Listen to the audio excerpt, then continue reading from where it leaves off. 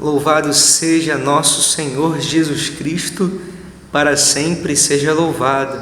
Amados irmãos e irmãs, eu sou o seminarista Thales, da Paróquia Bom Pastor. Estamos reunidos em mais um sábado de Lexio Divina, em mais um sábado, reunidos em torno da Palavra de Deus, pedindo que ela venha tocar o nosso coração, pedindo que ela venha manifestar a sua força no nosso interior, fazendo de nós servos melhores, imitadores melhores do Cristo Jesus, que habita nas Sagradas Escrituras. Meu irmão, uma alegria muito grande, minha irmã, uma alegria muito grande ter você conosco, uma alegria muito grande, porque quando nos reunimos, diz o próprio Jesus, que onde dois ou mais estão reunidos, é o meu nome, ali eu me faço presente, e aqui unidos, no mesmo coração, numa mesma oração, numa mesma intenção comum, o próprio Cristo faz morada, o próprio Cristo vem aqui habitar no meio de nós e Ele nos revela a sua vontade, seu plano de amor, seu plano de amor salvador em nossa vida. Então, como a gente faz de costume, para quem ainda não está acostumado, a gente costuma cantar uma canção do Espírito Santo, a gente vai pegando a sua palavra em primeiro lugar, porque a gente não tem como fazer Lexio Divina sem a palavra de Deus. A minha já está aqui nas minhas mãos, só esperando. Mas enquanto a gente não começa, vamos rezar, porque, como eu gosto sempre de dizer, é Lexio Divina, ou seja, divino, é com Deus, é uma Lexio de Deus, uma leitura com Deus, uma leitura orante, uma leitura da Palavra de Deus. E quem melhor do que o próprio Deus que inspirou essa Escritura, quem melhor do que Ele para nos ensiná-la? Quem melhor do que Ele para inspirá-la em nossos corações, Não queremos fazer uma leitura humana da Palavra de Deus, mas uma leitura divina. Uma leitura que transborde dentro do nosso coração, transborde frutos de santidade, transborde frutos de amor a Deus. É isso que nós desejamos fazer aqui, não é isso? Por isso possamos clamar o Espírito Santo de Deus que se revela através das Escrituras, que Ele venha preparar o nosso coração, venha transformar o nosso coração em solo fértil, para receber essa doce presença, essa doce semente que é a Palavra de Deus. Peçamos o Espírito de Deus cantando, irmãos.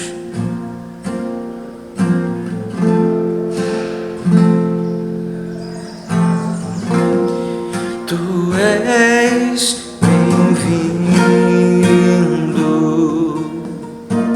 Espírito Santo de Deus.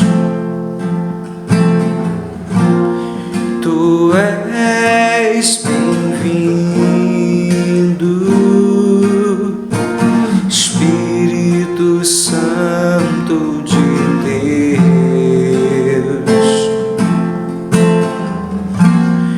Tu és a quem pedimos e clamamos, fogo de Deus sobre nós. Tu és a quem pedimos e clamamos, a unção de Deus sobre nós. Derrama teu fogo, Senhor, sobre nós.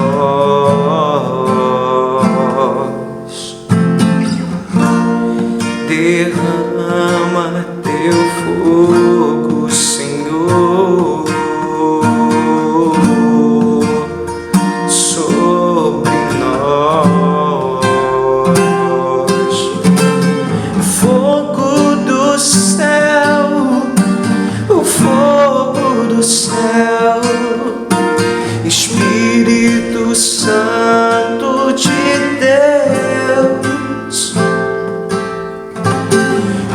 Fogo do céu,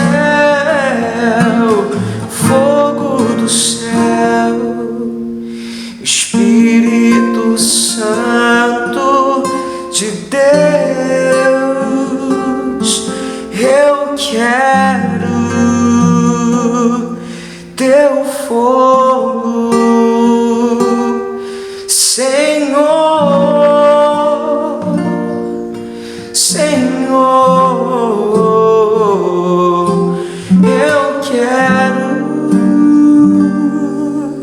teu fogo, Senhor.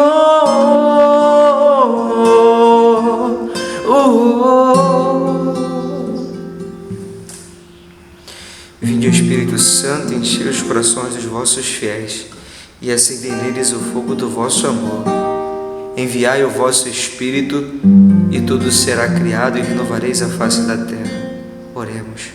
Ó Deus, que instruíste os corações dos vossos fiéis com a luz do Espírito Santo, fazei que apreciemos retamente todas as coisas, segundo o mesmo Espírito, e gozemos sempre da sua consolação, por Cristo, Senhor nosso. Amém. Estamos reunidos em nome do Pai, do Filho e do Espírito Santo. Amém. Meus irmãos, eu convido vocês a abrirem a palavra de Deus comigo, lá no Evangelho de São Lucas, no capítulo 13, no início do capítulo 13, do 1 ao 9. Inclusive, é esse evangelho que nós estamos meditando na liturgia de hoje. Eu não quis mudar porque a liturgia dessa semana está ótima, falando muito. Deus quis falar muito ao nosso coração durante toda essa semana. Eu não sei se vocês têm a oportunidade, ou se nunca sentiram esse desejo de participar da missa diária, mas se não podem, Thales, eu trabalho até tarde, fica muito cansativo, eu entendo, mas pelo menos façam então a leitura do evangelho do dia, pelo menos a leitura da liturgia do dia. É uma prática muito boa, muito piedosa, para que a gente se mantenha durante toda a nossa semana em contato com a palavra de Deus, recebendo dela o nosso alimento. Uma vez que nós não podemos ir até a missa, para comungar do corpo de Cristo, podemos nos alimentar, de certo modo, claro, é muito válido esse alimento, que é a palavra de Deus. Nós na missa nos alimentamos da palavra e também do corpo de Cristo, Mas em casa, uma vez que a gente não pode comungar do corpo de Cristo em casa, ninguém tem um sacrário dentro de casa, eu acho, nós podemos nos alimentar da palavra. Todo mundo tem a palavra de Deus em casa. E se você não tem, meu irmão, pelo amor de Deus, uma palavra, essa Bíblia aqui eu acho que custou R$40 que eu uso, Ave Maria, de estudo, boa, R$40 a gente gasta numa pizza, às vezes no final de semana, Então a gente tem que ter a palavra de Deus em casa, meu irmão, você é cristão, tem que ter a palavra de Deus, amém? Glória a Deus. Então vamos ler o Evangelho de São Lucas, no capítulo 13, versículos 1 ao 9. Estou usando a Bíblia Ave Maria, tá bom, gente? Neste mesmo tempo, contavam alguns o que tinha acontecido a certos galileus, cujo sangue Pilatos misturara com os seus sacrifícios. Jesus toma a palavra e lhes pergunta: pensais vós que esses galileus foram maiores pecadores do que todos os outros galileus, por terem sido tratados desse modo? Não, digo-vos. Mas se não vos arrependerdes, perecereis todos do mesmo modo.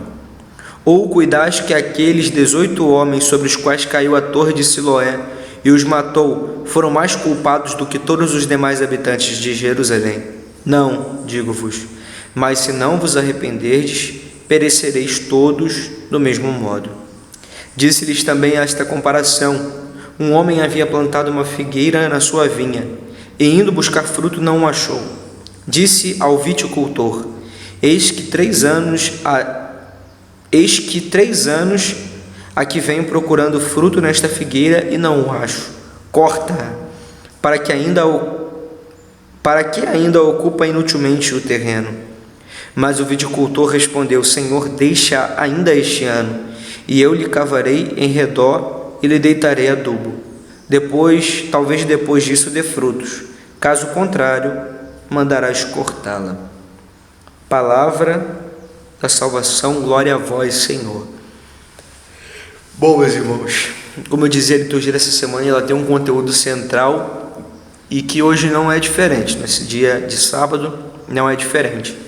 A palavra de Deus durante toda essa semana, pelo menos se me lembro bem, desde terça-feira, não lembro qual foi a passagem de segunda, mas desde terça-feira existe um tema central que está se repetindo em todos os evangelhos, claro, cada um a seu modo, cada trecho a seu modo. Na terça-feira eu me lembro que Nosso Senhor dizia que o noivo iria voltar, e felizes seriam aqueles empregados que estivessem preparados para a chegada do noivo. Depois Jesus falou também das virgens, tudo aqui em Lucas, se eu não me engano. Começando no capítulo 12, estejam vossos jeans cingidos e acesas as vossas lâmpadas, né, para que quando o noivo chegue, né, ele encontre vocês preparados. Depois ele diz também que ele não veio trazer paz à terra, mas veio trazer o fogo, tudo mais, né? Ou seja, Jesus está falando, né, nós já estamos nos preparando, meus irmãos, para o tempo do advento. Já estamos chegando no final, né, do nosso ano litúrgico. E no final do ano litúrgico, geralmente a gente costuma já meditar nessas passagens que estão muito relacionadas ao advento, né? O advento é preparação para a chegada de Jesus, para celebrar aquela chegada que se deu na encarnação do Verbo, mas também para nos recordar que o nosso Senhor virá uma segunda vez para separar o joio do trigo, os bons e os ruins.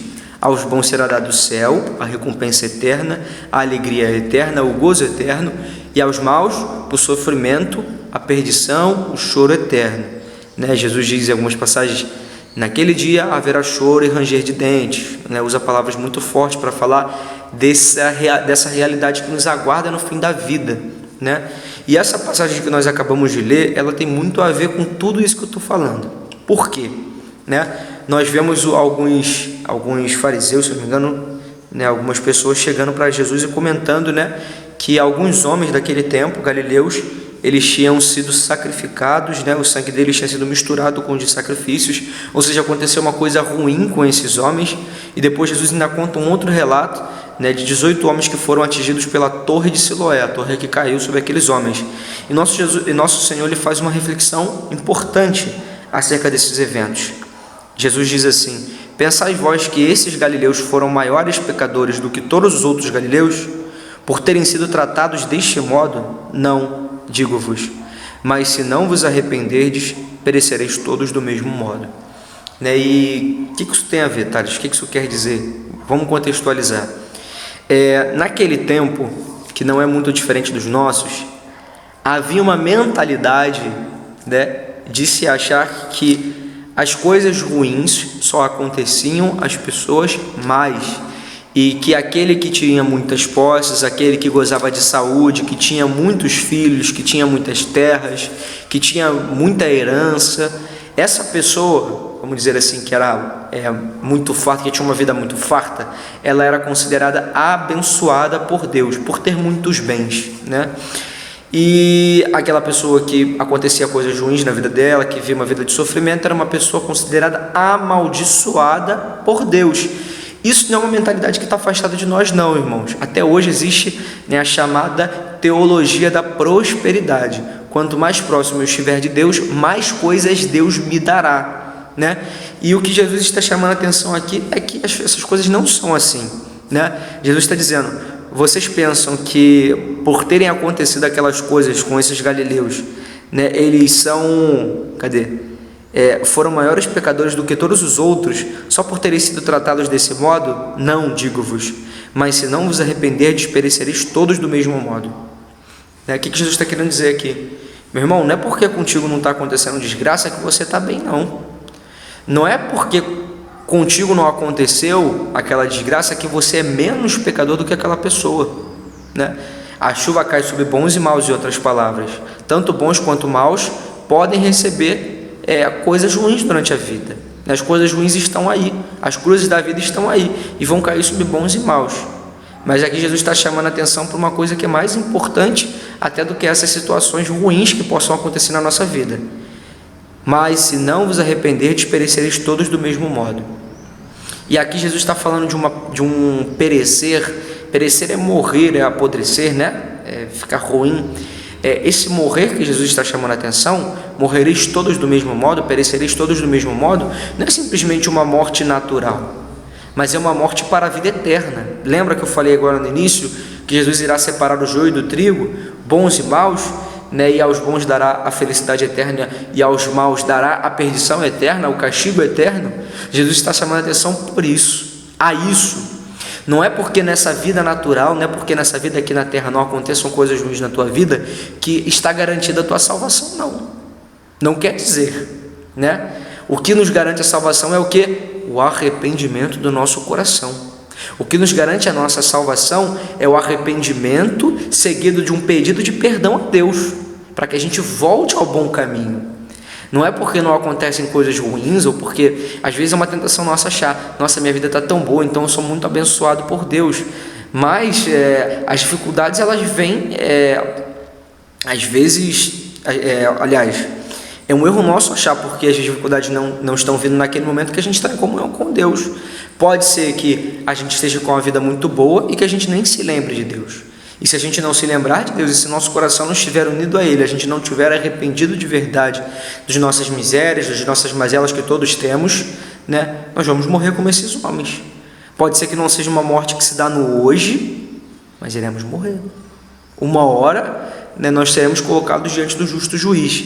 E essa fala de Jesus, ela se completa na parábola que ele conta, a partir do versículo 6. Um homem havia plantado uma figueira na sua vinha, e indo buscar o fruto não achou, né? Então ele disse ao viticultor: corta, porque ela está ocupando o espaço, ela está inutilizando o terreno. Então o viticultor roga ali pela árvore e pede que ela fique ainda um tempo mais para que possa produzir frutos. O que o nosso Senhor está querendo chamar a atenção quando ele conta essa parábola, né? Essa viticultura, ou essa figueira, aliás, essa figueira somos cada um de nós, e nós somos chamados a produzir frutos. E aqui, quando eu falo de produzir frutos, às vezes a gente confunde com fazer coisas para Deus. Esse produzir frutos é muito mais do que fazer coisa para Deus, é muito mais do que sair para fazer uma evangelização, por exemplo, é muito mais do que entregar uma marmita para um necessitado, para um morador de rua, é muito mais do que atender um doente, é muito mais do que isso. E aqui eu não estou querendo dizer que essas coisas não são importantes, são muito importantes, mas elas estão dentro de um contexto. Esse produzir frutos, a gente produz o fruto dentro do nosso coração. Esse fruto que o nosso Senhor deseja que a gente dê a Ele é um fruto chamado caridade, é um fruto chamado amor, amor para com Deus. É necessário no nosso coração, né, essa semente que Jesus plantou, essa figueira que Jesus plantou, né, a gente pode ser essa figueira, ou a gente pode se considerar esse solo no qual Jesus planta essa figueira, né? Esse solo ele precisa produzir frutos, essa figueira precisa produzir frutos de amor para com Deus. Em outras palavras, essa figueira precisa crescer num caminho de santidade. E quando eu disse que não é só fazer a caridade, não é só ir visitar o doente, não é só entregar a marmita a quem tem fome, a comida a quem tem fome, não é só saciar a sede das pessoas, eu digo que é crescer em santidade, porque a santidade passa por essas coisas, mas não é só essas coisas, né? Caridade qualquer um pode fazer. O espírita faz caridade, o candomblessista faz caridade, o bandista faz caridade, no sentido de boas ações. Até um ateu faz boas ações. Aqui é diferente de crescer em santidade. Eu cresço em santidade quando eu entendo que essas ações são o modo pelo qual eu consigo amar mais a Deus.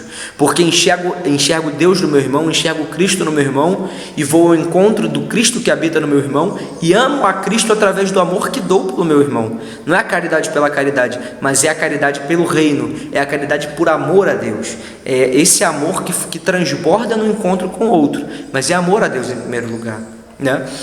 Mas, né, se a gente não produz esses frutos de santidade, aliás, esses frutos de santidade não é só ir ao encontro do outro, mas é a conversão que eu busco na minha vida todos os dias, porque também não adianta estar fazendo ações externas e não mudar o coração, né? Não mudar o coração em que sentido, Thales? Eu deixar de ser uma pessoa rancorosa, eu deixar de ser uma pessoa fofoqueira, eu deixar de ser uma pessoa orgulhosa. O orgulho é um pecado que todos nós temos e que a gente precisa combater, e é um pecado que quase ninguém confessa, não é isso? A gente nem reconhece que tem, mas todos temos. E o orgulho é o pior dos pecados, porque é pelo orgulho, o orgulho é a porta de todos os outros pecados, é o pai de todos os outros pecados. Enquanto formos orgulhosos, não conseguiremos vencer todos os nossos pecados. Não conseguiremos, porque o orgulho é a brecha aberta no nosso coração para todos os outros. E crescer em santidade, produzir frutos para a vinha do Senhor, produzir frutos, ser essa figueira que produz frutos, é também converter-se, é também tirar essas ervas daninhas que se colocaram, né? Tem aquela...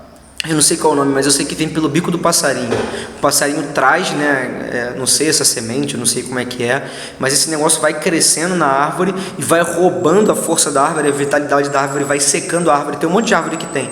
São uma espécie de tipo de cipós que vão crescendo na árvore, que elas vão secando a árvore. Assim são os nossos pecados. Nosso Senhor plantou uma figueira muito vigorosa, que somos nós, mas essas ervas, né, não sei como chama isso, não lembro o nome, mas elas vão drenando a nossa força vital, a graça que existe em nós. Esses pecados, eles vão roubando a graça que existe em mim, até que a árvore acontece o quê? A árvore fica oca, apodrece, morre, né?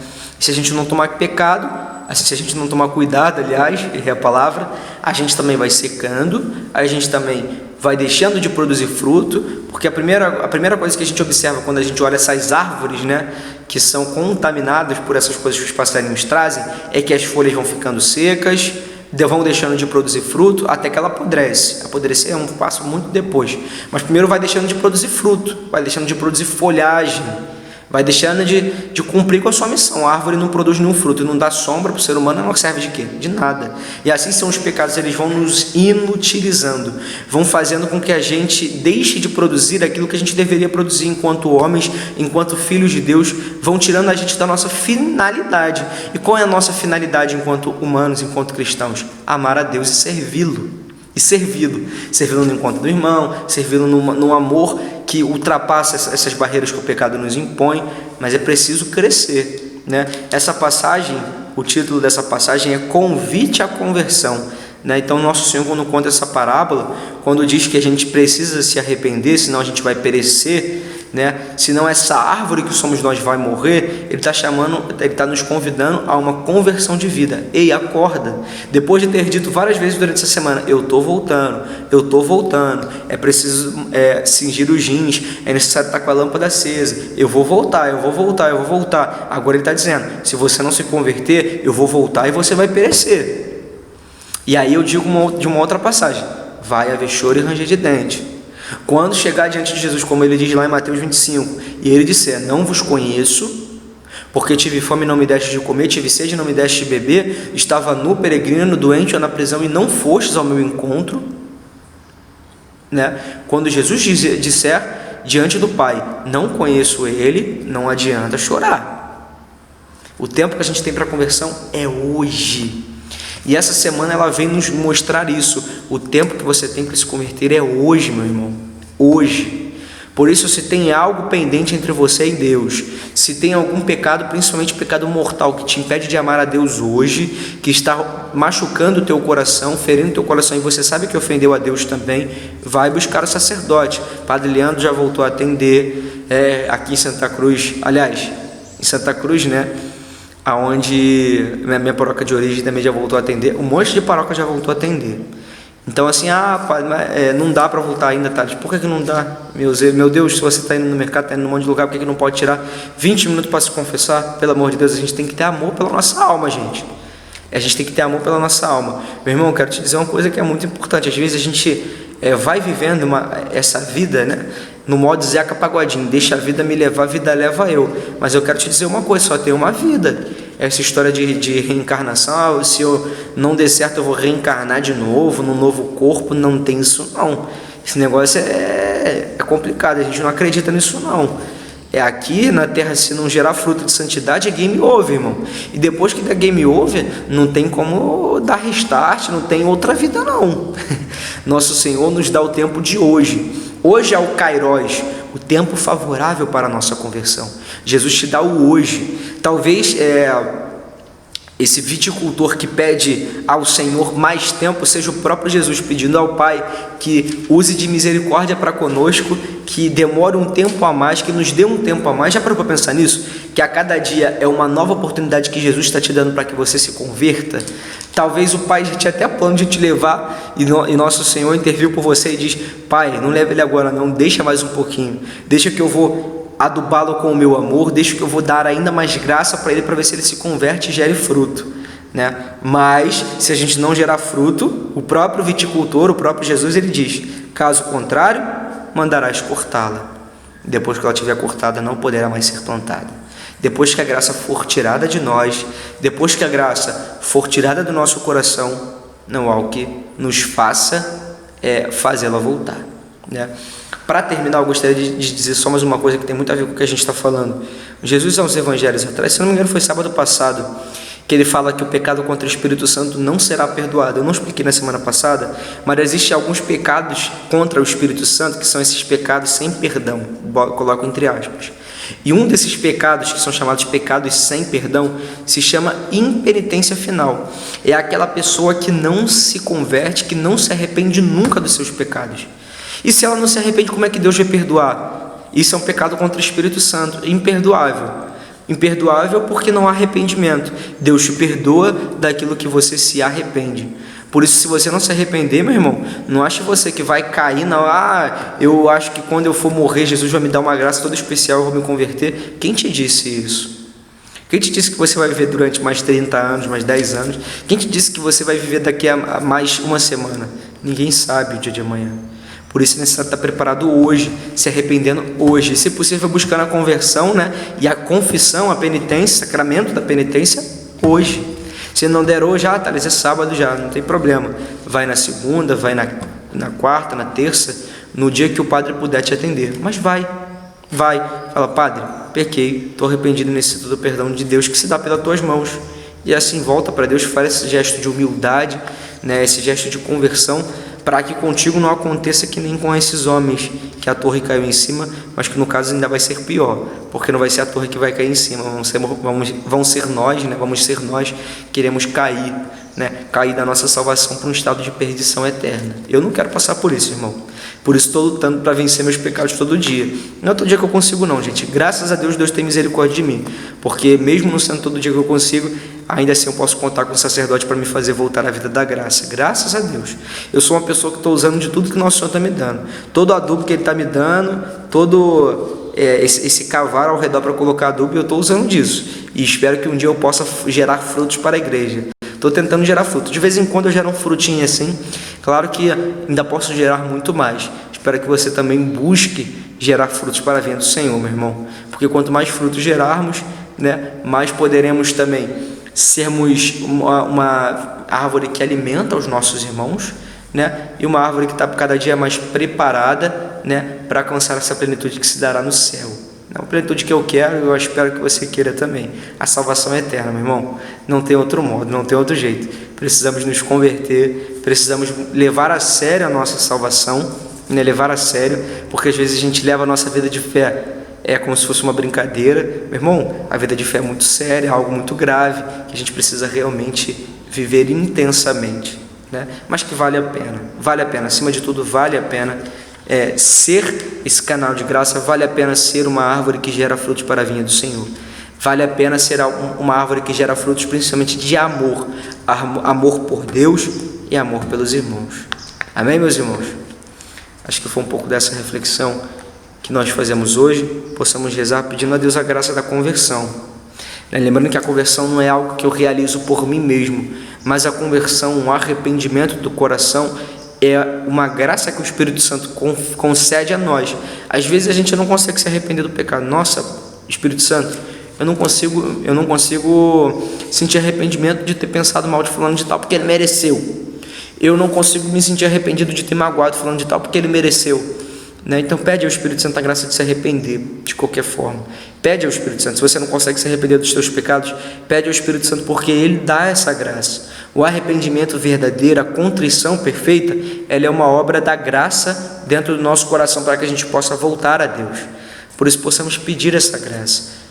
Pedimos a Ti, Espírito Santo, a graça de termos o nosso coração tomado pela Tua graça, a graça de nos arrependermos de verdade e passarmos a partir de hoje, a partir dessa palavra que o Senhor nos traz, a vivermos uma vida nova, uma vida que busca o céu, uma vida que busca dar frutos para a Tua vinha, uma vida que busca dar frutos de santidade, né? Uma vida que busca dar frutos de graça e de salvação na vida de outros, também na nossa vida, na vida da nossa família, dos nossos amigos, né? Uma vida que busca sempre fazer a Tua vontade, Senhor, e a Tua vontade é que nos salvemos, é que nos santifiquemos e santifiquemos os nossos irmãos com o nosso testemunho de vida. Eis o que Te pedimos, Espírito Santo, rezando, pedindo a intercessão da vossa esposa, a Virgem Maria, aquela que soube frutificar, aquela que soube dar frutos para uma humanidade inteira. Ave Maria, cheia de graça, o Senhor é convosco. Bendita sois vós entre as mulheres, e bendito é o fruto do vosso ventre, Jesus. Santa Maria, Mãe de Deus, rogai por nós, pecadores, agora e na hora de nossa morte. Amém. Estamos reunidos em nome do Pai, do Filho e do Espírito Santo. Amém. Meus irmãos, mais uma coisa, já voltamos com a nossa missa há meses, né? Se você está afastado da Santa Missa, volta para o teu lar, em nome de Jesus. Não fica afastado da Eucaristia, porque a Eucaristia é o nosso alimento. Sem a Eucaristia a gente fica fraco, anêmico. É o ferro da nossa vida espiritual. Se não quer ficar anêmico na vida espiritual, precisa comungar da Eucaristia, da Palavra de Deus, né? A menos que você não possa, a menos que você esteja impedido canonicamente, mas se não está, se confessa e volta a caminhar em nome de Jesus. Amém? Deus nos aguarda, Deus nos espera, Deus nos ama. Amém, meus irmãos? Fique com Deus, um forte abraço até sábado que vem. Tchau, tchau.